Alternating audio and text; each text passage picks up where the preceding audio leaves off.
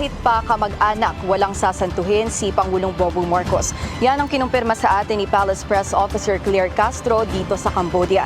Kaninang umaga kasi isiniwalat o binunyag ng mga asawang Diskaya ang umano'y mga kurakot o sangkot na kongresista sa usapin ng flood control projects o budget insertion sa mga flood control projects.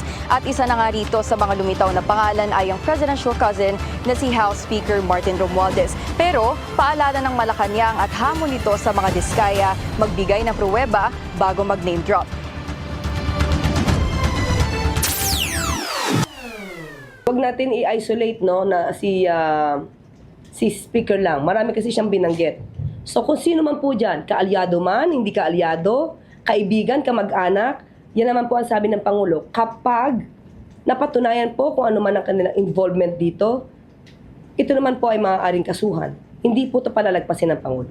Nanindigan ng palasyo na seryoso ang babala ng Pangulo na walang makakawala sa pananagutan sa ibinulsang pondo ng mahigit 500 billion pesos na para sana sa mga flood control project.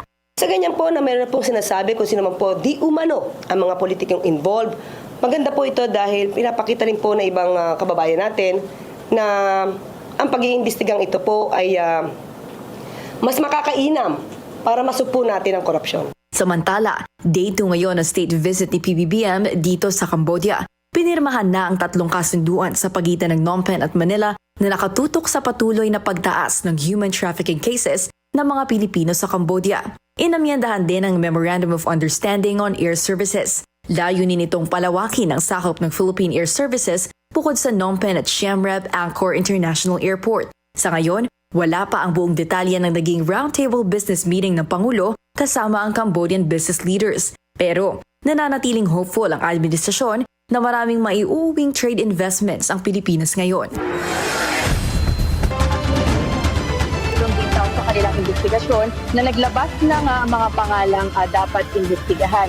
At pagdating naman sa Independent Commission, wala pa rin tayong pangalan mula sa palasyo, pero kinumpirma naman ng Pangulo na hindi galing sa gobyerno o hindi miyembro ng gobyerno ang mamamahalan dito. Pagdating naman sa scope ng power ng Independent Commission, ang pinakang sigurado lang ay ang subpoena power nito para raw masigurado na may sapat itong kapangyarihan para mapanagot ang dapat mapanagot.